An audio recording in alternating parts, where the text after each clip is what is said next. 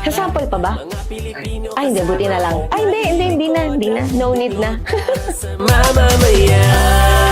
90s song. Kasi yun talaga kahit ngayon yung era natin ngayon, kahit yun, i-play mo, yung mga Gen Z, nakakasabay pa rin doon sa beat. At saka hindi mo kailangan kabisaduhin. Kasi ang dali nga makabisado, unlike yung mga music genre natin.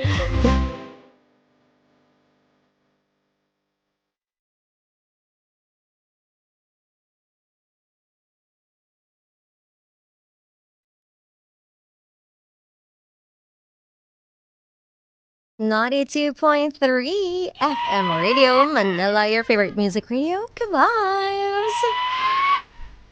Andito na ang bagong baby ng bayan. Pero promise, hindi kita babytawan. Andito na rin ang bagong magiging bestie ng mga e-abab na binitawan. Siyempre, walang iba yan. Ang baby mo pagdating sa radyo ang nag-iisang DJ main for the main event. Kaya naman pakatutukan niyo ako hanggang 12 midnight ngayong gabing ito. At magandang gabi sa lahat ng nakikinig at nanonood sa atin. Yes, tayo ay napapanood sa ating YouTube channel, live na live. Kaya naman pwede kang sumilip dito sa ating YouTube channel, FM Radio Philippines. At tayo rin ay sabayang napapakinggan dito sa 102.3 Baguio, 97.5 Shenzhen, and through our FM Radio Philippines app, Mapaluson, Visayas at Mindanao. Maayong gabi sa inyong tanan. Metro at Mega Manila, kamusta ang inyong Miyerkules? Yung iba talaga naman, lumalaban. Dapat lang, lumaban lang tayo ng lumaban. Huwag tayong magpapatalo. Nang sa ganon, lahat ng pinaghihirapan natin ngayon, may magandang anong tawag doon? Nakalimutan ko bigla. May magandang patutunguhan, di ba? Sabi nga nila, kung ano yung tinanim mo, siya rin ang aanihin mo. Kaya sipagan nyo lang and be consistent sa inyong ginagawa. At ito na nga, be consistent din sa pakikinig dito sa ating Love Me, Kati G. Kung gusto mo ng 500 pesos, syempre gusto mo yan. Simple lang ang gagawin nyo. Tumutok lang kayo sa programang Love Me, Kati G. 12 noon yan hanggang 3 p.m. araw-araw. Huhulaan nyo lang ang title na tampok ng kwento. At magbigay ng inyong comment kasama ang inyong kompletong pangalan, location at GCash number.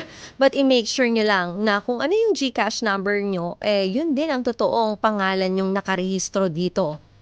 At kapag tumama ka, nahulaan mo yung title ng tampok na kwento, panalo ka na agad ng 500 pesos. Diba? GCash agad! Send agad sa inyo, agad-agad yan. Kaya naman, ano pang hinihintay mo? Lagi mong subaybayan ng Love Me, Kati G, araw-araw. Ayan, gusto ko munang batiin ang ating mga ka-vibes na talaga namang inaabangan tayo gabi-gabi. Andiyan si Daniel Yap, Adrian Sabroso, Mary Dolay, Boss Noy, John Peter Golingo, William Mortel, Tiafano Akas Jr., si Ken San Juan.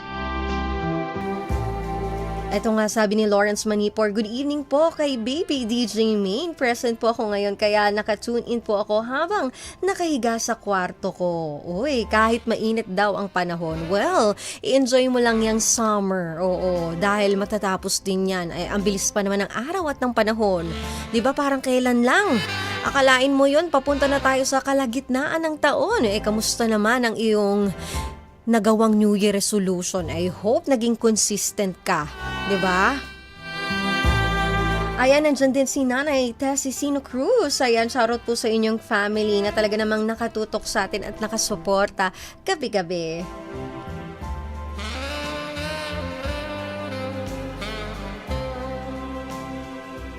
Andyan din si Gloria King Herald Mesiano. At sa lahat ng ating OFW, magandang umaga po. Mga rider, driver, security guard, mga palengke natin, mga bus terminal, mga establishment na talaga namang kahit gabi gising na gising pa rin. At gusto ko rin batiin na magandang gabi ang ating mga masisipag na security guard sa The Ignacio Place. Maraming salamat sa inyo sa pagbibigay ninyo lagi ng pwesto ng pagpaparkingan. Ay, ang sweet talaga nila kuya. At alam ko ito ang pinakahihintayin nyo for tonight. Sino kaya ang nag-confess? At ano kaya ang kanyang kinonfessed? Kaya naman, tara na sa main confessions. May mga lihim ka bang gustong sabihin? O mga sikretong gusto mong aminin? Halika't ating pag-usapan sa Main Confessions.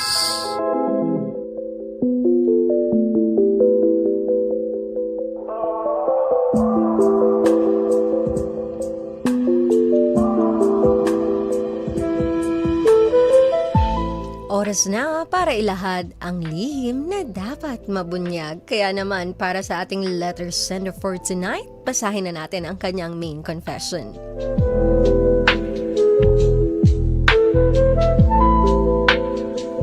Hello DJ Main, just call me Andy, 26 years old from Pateros, and this is my main confession.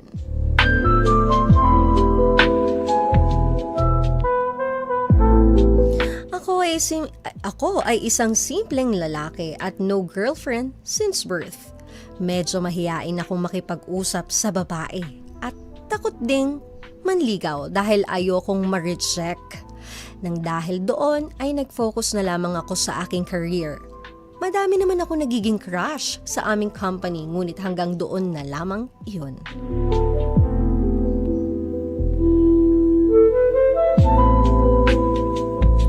Minsan, nagkayayaan kaming magbabarkada para mag-inuman. Hindi nga sana ako dadalo dahil alam kong magiging tampudan lang ako ng tuksuhan dahil ako na lang ang virgin sa aming grupo.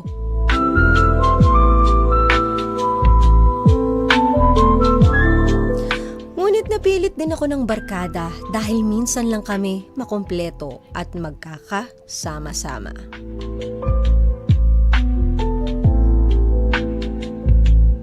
Isa sa aking barkada ay nagsama ng kanyang pinsan na si Alexa. Hardboot siya, tomboy, at kasalukuyang may karelasyong babae. Ipinakilala si Alexa sa buong barkada at ituring daw na bilang one of the boys.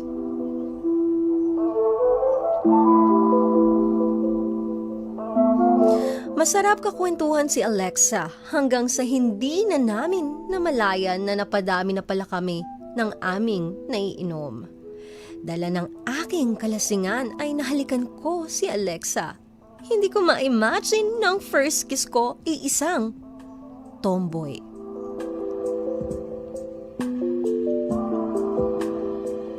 Please don't judge me, pero sa totoo lang, nag-enjoy po ako sa gabing kasama ko si Alexa. Ano pong masasabi nyo, DJ Main? From Andy.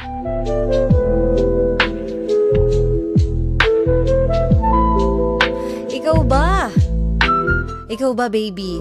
Ikaw ba may mga unforgettable first experience ka? Yung mga first time mo na hindi mo ini-expect at hindi mo din talaga na-imagine na mangyayari. Pwedeng-pwede kayong mag-comment dito sa ating YouTube live stream, FM Radio Philippines. So, hindi naman kaya sa ating recent post dyan sa ating Facebook page, 92.3 FM Radio Manila. Una sa lahat, Andy, wala ka dapat ikahiya sa naramdaman mo. Lahat tayo may first na di inaasahan. At madalas doon tayo mas natututo.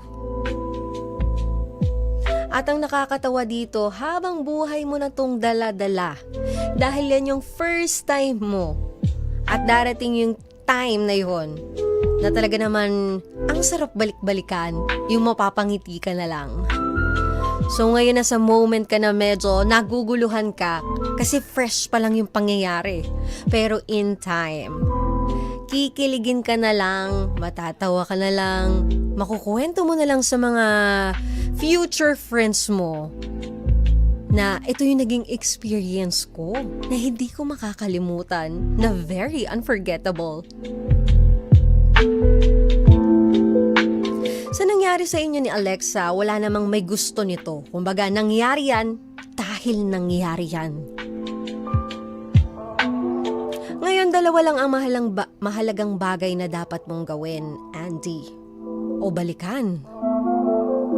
Ito yung tinatawag na respeto at katotohanan.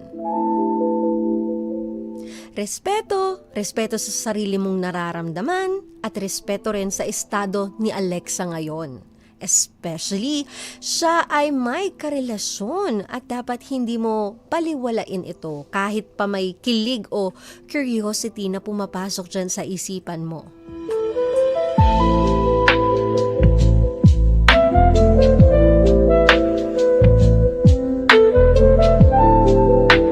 Well, valid naman din yung happiness na naramdaman mo nung gabing nakasama mo siya. Sabi mo nga sa totoo lang, nag-enjoy po ako sa gabing kasama ko si Alexa. Minsan ganun tayo no? Yung may nakakasundo tayo na even hindi pa natin kakilala yung tao. Yung first time pa lang natin ma-meet, first time pa lang natin makakwentuhan, all out na tayo. Parang walang wall. At masarap sa feeling yung ganun Yung nagiging ikaw talaga dahil dun sa taong kaharap o kakwentuhan mo. At saka ang sarap sa feeling kapag yung align kayo sa mga topic na pinag-uusapan ninyo, mga experience nyo na talaga naman same kayo ng mga naranasan. Kaya nakaka-relate ang bawat isa. In short, komportable tayo o ikaw nakasama itong si Alexa nung gabing iyon. Kaya naramdaman mo yung sinasabi mong masaya ka.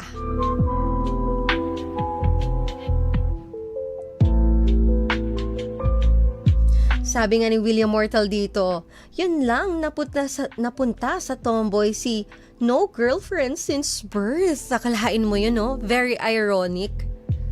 Yung virgin ka na, never ka pang nagka-girlfriend, never ka pang nakaligaw, tapos ang magiging first kiss mo, isang tomboy.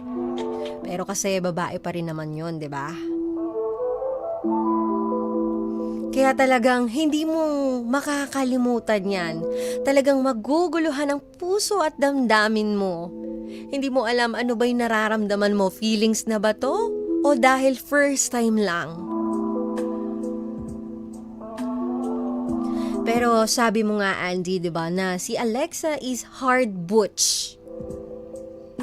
Mahirap kasi baguhin ang tao kung hindi siya mismo ang magde-decide na gusto niyang magbago. So for now, respect her. Kung ano siya ngayon, kung sino siya ngayon. Para din sa ikakatahimik mo naman, maganda rin humingi ka ng tawad. Nang sa ganon, magkaroon ng closure yung nangyari sa inyo nung gabing iyon. Baka nga nadala ka lang dahil nga sa alak. Nadala ka lang dahil komportable ka na ikaw mismo yung gabing iyon, ikaw. Kumbaga, hindi mo kailangan magpaka-plastic, hindi mo kailangan magpaka-demure. Kumbaga, naging totoong ikaw lang nung gabing yun. Ito nga sabi nga ni Ken San Juan, walang mali sa ginawa mo. You can pursue her dahil babae pa rin yan. If na-turn down ka, then learn to accept it. Paano kung pipiliin ka over her girlfriend? You'll never know. Better you do something. Actually, maganda rin yan Ang hirap kasi mabuhay sa puno ng what if. What if gusto ka niya? What if nag-iba rin yung pananaw niya simula nung nangyari nung gabing iyon? Wala naman din masama mag-open up ng totoong nararamdaman mo. At wala hindi rin masama ang kausapin siya directly. Para hindi ka na naguguluhan. Kesa nabubuhay ka ng what if. Tapos ang ending, regret. Kaya nga 'di ba laging sinasabi sa atin, do what makes you happy.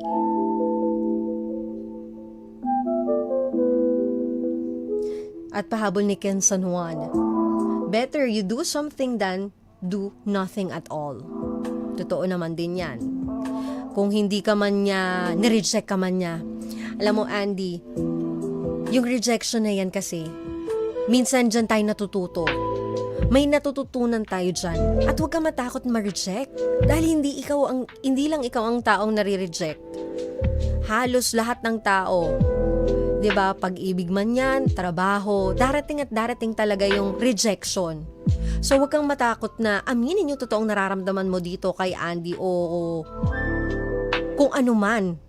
Yung talagang sinisigaw ng iyong puso. At kung i-reject ka man niya, respetuhin mo. Sabi ko nga hindi mo mababagong isang tao unless siya mismo ang magbabago at magdi-decide nito para sa sarili niya.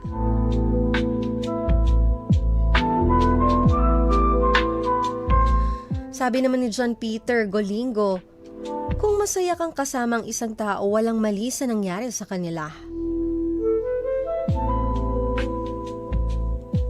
Sabi naman ni Boss Noy, may partner pala yung nahalikan mo pare. Nako, bad move yan. May partner siya as we speak. Dapat humingi ka ng dispensa sa kanya. Sabihin mo, hindi sinasadya, after all, it was an incident.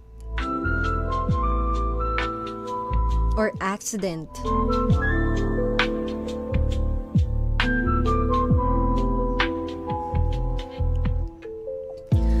Ang unang halik, gaano man ito ka-awkward o ka-surprising, ay bahagi ito talaga ng experience natin and walang masama dyan, Andy.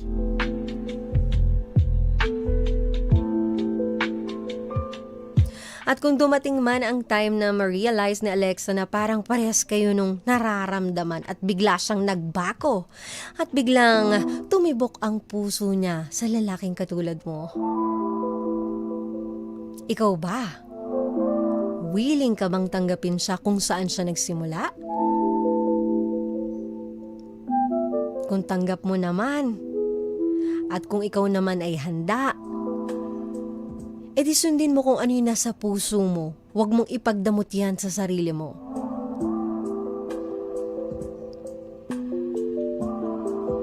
Sabi nga nila, 'di ba, we only live once. Pero kapag nabuhay ka ng tama at masaya, yung isang pagkakataon na yun, sapat na.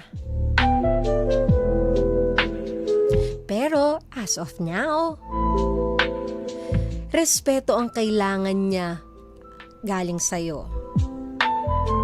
At ganun din yung karelasyon niya. Kasi nga, itong si Alexa ay may karelasyon, hindi natin alam kung gaano na ba sila katagal.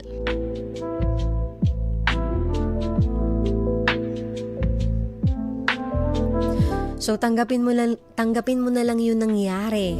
Lasing ka, vulnerable ka, at higit sa lahat, tao ka lang.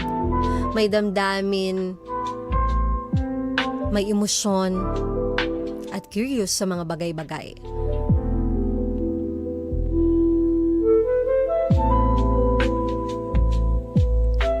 Huwag mo munang pilitin ang sarili mo na ma-define yung nararamdaman mo. Hindi mo kailangan agad sagutin kung may gusto ka ba talaga kay Alexa or attracted ka sa isang tomboy. Tao siya, hindi lang label. At baka rin kaya ka nag-enjoy kasi naramdaman mong tanggap ka. Hindi ka na-judge at naging malaya ka nung gabing iyon as you.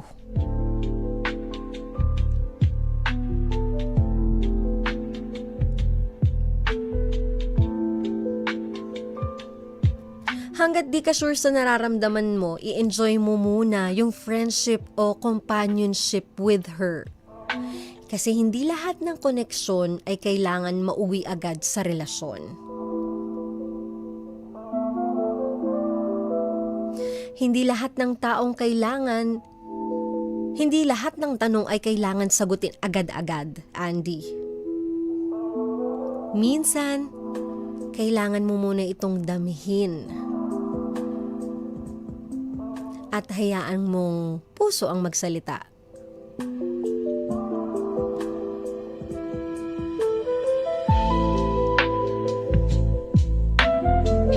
Sabi nga nila, 'di ba? At ito yung tatandaan mo lagi, Andy. The best love story is when you fall in love with the most unexpected person at the most unexpected time.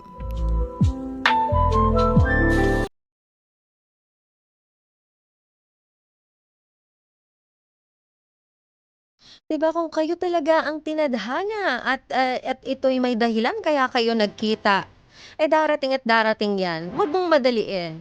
Sa ngayon, i-cherish mo muna yung nabuo sa inyong connection. Yan, i-enjoy mo muna yung friendship, yung companion with her. At don't be too hard to yourself para alamin kung ano ba talaga. Diba? One step at a time. At yun nga, dahil may karelasyon to, respeto mo na doon sa karelasyon. Ikaw ba gusto mo bang mangyari sa'yo yung ganitong sitwasyon? Ikaw ay may karelasyon? Tapos, may nakilala ang karelasyon mo? At nagkaroon sila ng pagkakaintindihan, bigla kang iniwan? Di ba masakit yun? So isipin mo lagi din yung sarili mo dun sa sitwasyon ng tao. At kung kayo talaga. Ayan, maraming salamat, Andy, sa pagsulat mo ng iyong main confession. At huwag ka matatakot sa rejection, ha? Manligaw ka, try mo manligaw. Hindi mo malalaman kung kayo ay compatible, kung hindi mo susubukan, di ba? At nasa tamang edad ka naman na, Andy. Kaya huwag ka matakot ma-reject, magkamali. Part ng buhay yan. Kailangan mo talagang maranasan yan ng sa ganon, mas maging better person ka at may matututunan ka dun sa mga bagay na yon. Kaya naman sa lahat ng baby at ka-vibes natin, kung kayo ay may pinagdadaanan, personal issue, love issue, friendship issue, o trabaho, pwedeng-pwede kayo magpadala ng inyong main confession sa ating Facebook page, 92.3 FM Radio Manila. Kung hindi naman kaya sa ating Globe at Viber, 0916-563-1777. At gusto ko rin pasalamatan, Dental Clinic, Vanity Lounge Aesthetics, Isabero Microblading, Imprint Customs, Horticulture by Caldana, Zebra Helmets, Pink Philippines. At magkita-kita tayo, yung mga taga South Mall dyan. This coming Saturday, nandyan ako sa may SM South Mall. At naman, sa Linggo, andyan ako sa Chaong. May mga taga Quezon Province dyan, magkita-kita tayo for Zebra Helmets Philippines Province, Quezon Province Loop 2025. At pwedeng-pwede nyo rin ako i-follow sa aking mga social media accounts, Facebook page, YouTube, Instagram at TikTok, mainahin nyo. At syempre dito sa favorite ninyo, pagdating sa ating Facebook page, Instagram at TikTok, 92.3 FM Radio Manila. At sa ating YouTube channel, FM Radio Philippines. Sa lahat ng nakikinig ngayon, maraming salamat po. At sa mga patulog na, nako, magiging maganda ang tulog ninyo. Talaga namang kompletong-kompleto ang gabi ninyo. At sa mga magsisimula pa lang ng araw nila, ayan, mag-iingat po sa biyahe. At ganun din yung mga masisipag nating mga tsuper. Mag-iingat po kayo. At alam kong nabitin kayo, pero huwag kayo mag-alala dahil bukas ng gabi tayo ay magkakapiling muli. Kasama ang nag-iisang baby mo sa radyo, DJ Main for the main event. Ayan, pahabol sa'yo. Good evening, Gian Marco at Tunaga. Ayan, maraming salamat ulit. Kaya naman samahan niyo ulit ako bukas. Dito lang yan sa favorite ninyo. 92.3 FM Radio, Manila. Your favorite music radio? Ka-vibes! At lagi kong sinasabi gabi-gabi, worth it na ang pagpupuyat ninyo dahil meron ang magsasabi sa inyo ng, "Good night, baby. I love you."